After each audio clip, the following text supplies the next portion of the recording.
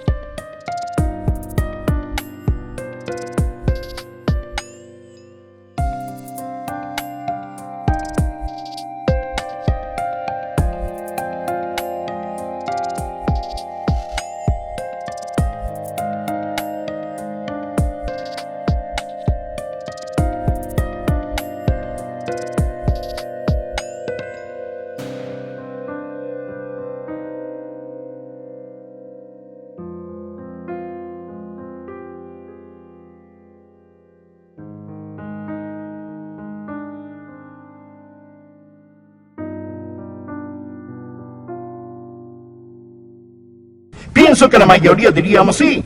Yo conozco a alguien con esos nombres. Quiero hacerle otra pregunta. ¿Cuántos conocen a un hombre joven llamado Judas?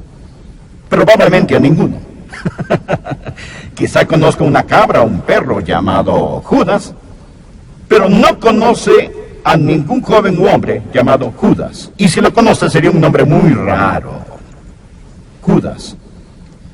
Pero una vez existió una madre que una vez sostuvo a su bebito en sus brazos y besó el rostro de ese bebé y llamó a su bebé Judas. Y ella lo amó con todo su corazón. Pero ahora el nombre de Judas es un nombre de infamia, es un nombre de deshonra, es el nombre de la traición. Y aún así, Jesús escogió a Judas. Por favor, empecemos a leer en el versículo 63. El Espíritu es el que da vida. La carne para nada aprovecha. Las palabras que yo os he hablado son espíritu y son vida.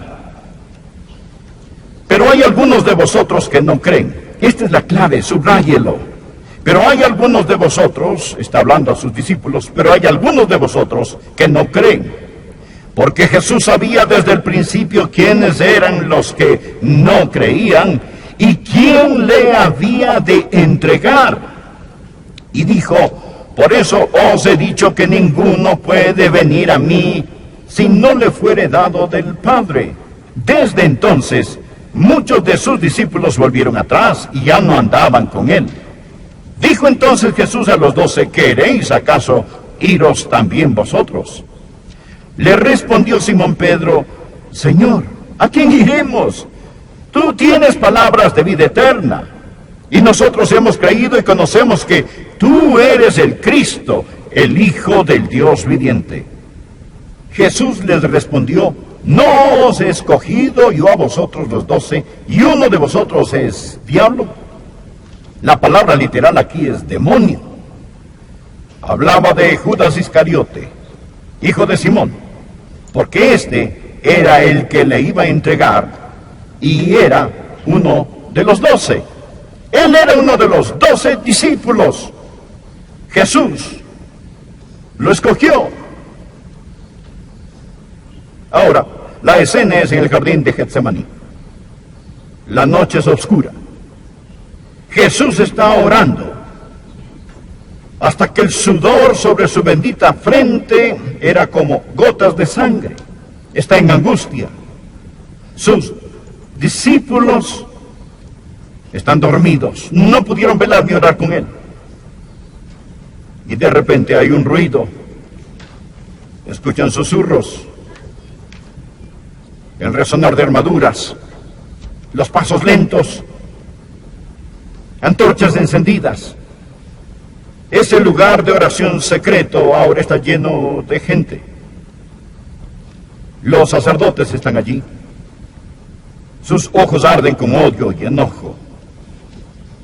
Y de esa muchedumbre sale un hombre. Su nombre es Judas. Él tiene una sonrisa malévola en su rostro, pero no puede esconder la traición en sus ojos. Él da un paso y pone un beso en la mejilla encantadora y pura de Jesús y dice, con labios llenos de hipocresía,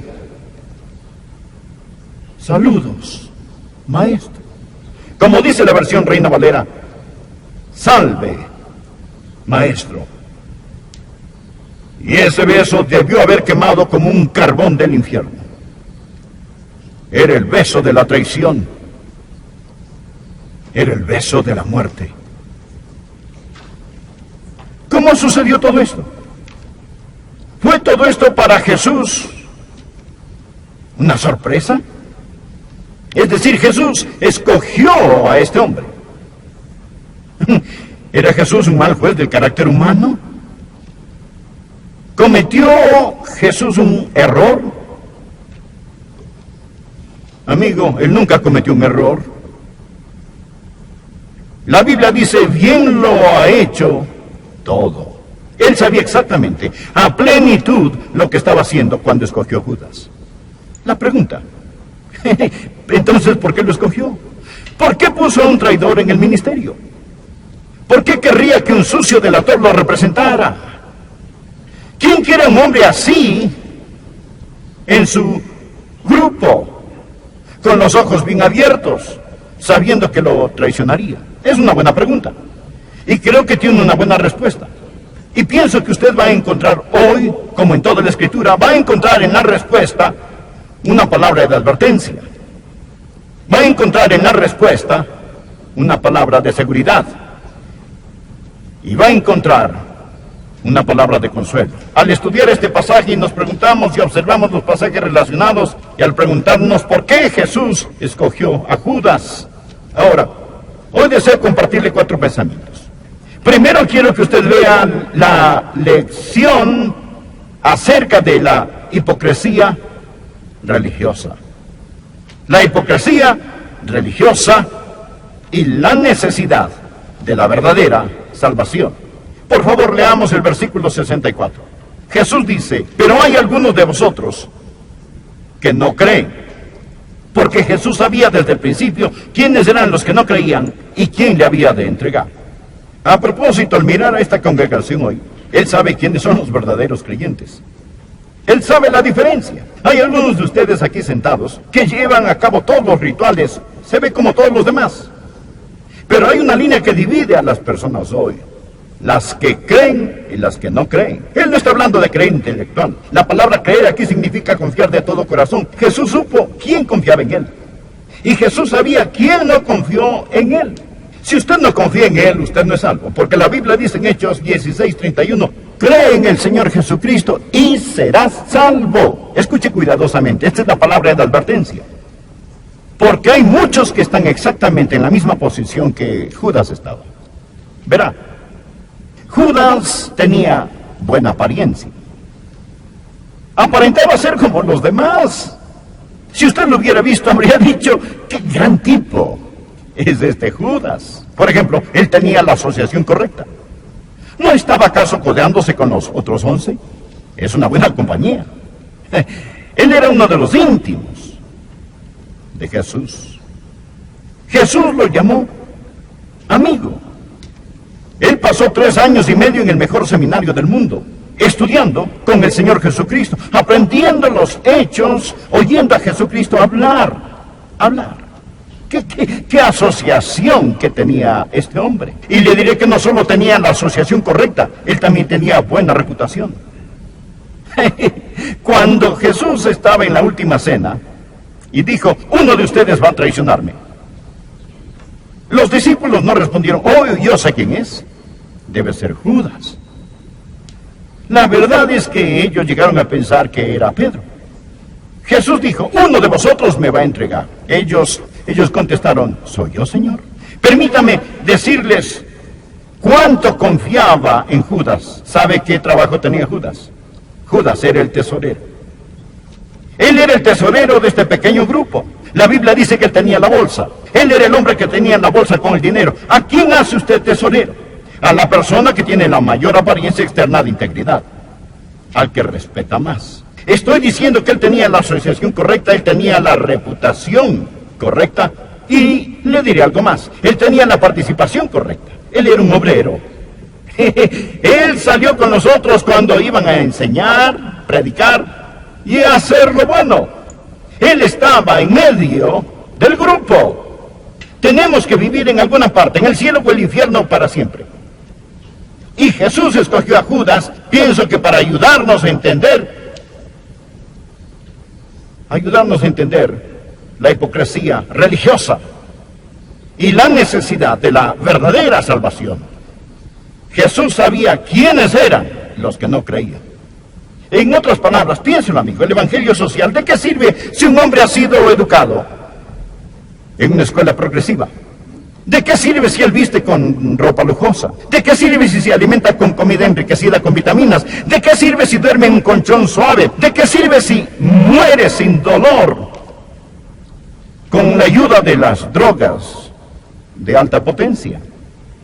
¿De qué sirve si se le entierra en un bello cementerio, un lindo parque memorial? ¿De qué sirve si él debe resucitar en el juicio y debe comparecer ante un Dios que no conoce? No me opongo a estas cosas. Debemos hacer todo lo posible por aliviar el dolor humano, pero que Dios nos perdone si fracasamos en predicar el evangelio glorioso de nuestro Señor y Salvador Jesucristo. El medio ambiente no es suficiente. Jesús le dio uno maravilloso a Judas. El hombre se metió en problemas en el Edén. El segundo punto que quiero que aprenda. Desde el principio, ¿quiénes eran los que no creían? ¿Y quién le había de entregar? Leamos Juan capítulo 13. Solo avance no pierde esto. Para que se cumpla la escritura. El que come pan conmigo, levantó contra mí su calcañar. Jesús está citando el Salmo 41, versículo 9. El que de mi pan comía, alzó contra mí el calcañar. Ahora, desde ahora os lo digo antes que suceda, para que cuando suceda, creáis que yo soy. Ahora, ¿quién? El Mesías. Jesús dijo, miren, yo lo he escogido, sé a quién he escogido. Hay uno entre ustedes que no cree, él es un demonio. Pero dijo, hace tiempo en la escritura dice que esto pasaría. Esto no es un accidente, esto no es algo que salió mal. La soberanía divina se ve a través de las edades. Esto tenía que tomar lugar. Y luego dice que esto tenía que suceder para que la Biblia, la Escritura, se cumpliera. Y agregó, cuando ustedes lo vean, entonces podrán saber que yo soy el Mesías. Sabía que Judas predicó un maravilloso mensaje que Jesús es el Mesías. El bribón impío. Verá, cuando el hombre gobierna, Dios reina sobre él. ¿Tenía Judas una opción? Claro que sí. ¿Fue Judas obligado a traicionar a Jesús? Claro que no. Dios le dio una opción. Dios quería que se salvara. Jesús lo amó. Jesús lo hubiera perdonado. Jesús lo hubiera salvado. Usted dirá, si eso es verdad, entonces como se profetizó lo que haría, significa que Judas no tenía ninguna opción. Oh, sí, él tenía sus opciones. Claro que sí. ¿Piensa que Dios lo creó cojo y luego lo culpó por cojear? No. Permítame explicarlo, querido amigo. Cuando el hombre propone, Dios dispone. Lo que nosotros vemos es un punto a la vez. Dios ve todo a la vez. ¿Sabía que hay algo que Dios no puede hacer y es aprender algo? Piénselo. Dios no puede aprender nada. ¿Cómo puede Dios aprender algo? Él lo sabe todo. ¿Cómo puede ser omnisciente y aprender algo? Dios sabía exactamente lo que Judas iba a hacer antes de lo que lo hiciera. Judas tenía una opción, rotundamente sí. Dios lo sabía, sí. Dios lo sabía antes de la creación, sí. Le dio Dios una oportunidad, sí. Dios está aún en control, sí. Es algo increíble. La responsabilidad humana y la soberanía divina. Usted y yo moramos en el tiempo. Dios mora en la eternidad. El pasado, el presente y el futuro son todos iguales para Él. Hay una palabra de advertencia. Cuidado con la hipocresía religiosa. Hay una palabra de seguridad. Nada está fuera de su control. Nada. Nada. Ahora, Dios sabe exactamente todo lo que pasará. Y le diré, amigo, estamos con los que triunfan. Jesús reinará donde el sol termina sus jornadas sucesivas. Su reino se extiende de costa a costa hasta que la luna no se ponga ni mengue más. La tercera lección que quiero que aprendamos. No solo la lección de la soberanía divina y la fiabilidad de la Escritura, sino también la responsabilidad personal y la tragedia del pecado. Dijimos que Judas era responsable por lo que él hizo. Él no era un robot. No lo obligaron a que hiciera eso. La Biblia nos dice claramente que Judas era un ladrón. Regresemos a Juan capítulo 6 y por favor veamos de nuevo el versículo 64. Versículo 64. Pero hay algunos de vosotros que no creen, porque Jesús sabía desde el principio quiénes eran los que no creían. Ahora versos 70 y 71. Jesús les respondió, ¿no os he escogido yo a vosotros los 12 y uno de vosotros es diablo? Hablaba de Judas Iscariote, hijo de Simón, porque este era el que le iba a entregar y era uno de los 12. Ahora, Judas era un ladrón. Traicionó al Señor Jesús. Lo vendió a Jesús por 30 monedas de plata. El pecado lo engañó a Judas. Después de que entendió lo que él había hecho, cuando se dio cuenta que había sido engañado por el pecado, la Biblia dice que fue a los principales sacerdotes y a los ancianos y les devolvió las monedas y les dijo, yo he pecado, entregando sangre inocente. Lo que había hecho permanecía en su mente como un velo de muerte, carcomía su conciencia, lo llevaba a la desesperación. El pecado lo engañó. El pecado promete mucho, pero paga poco. El pastor anterior de esta iglesia, el doctor Lee, solía decir, usted puede comerse el maíz del diablo si quiere, pero él lo ahogará con la tusa. Eso es lo que le pasó a Judas. Sabroso es al hombre el pan de mentira, pero después su boca será llena.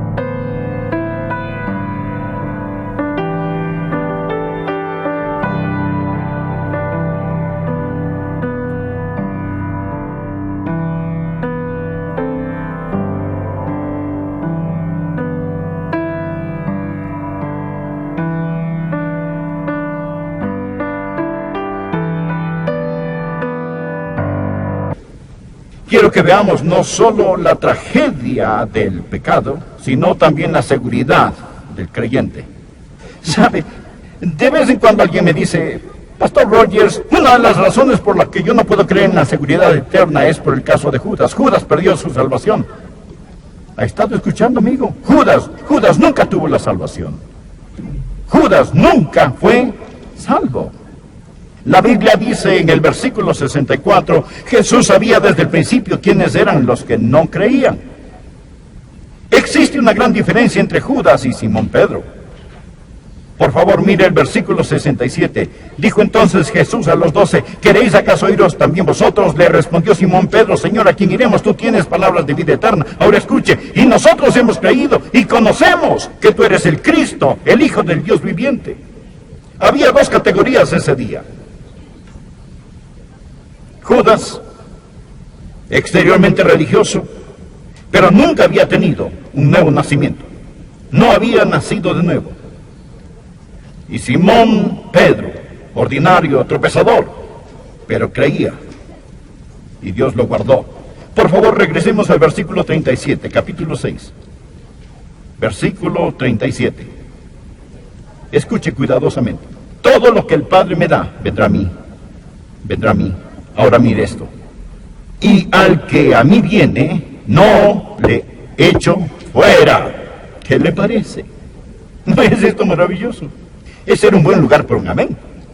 Muy bien, ahora leamos el versículo 47. De cierto os digo, el que cree en mí, recuerde que Judas no creía. De cierto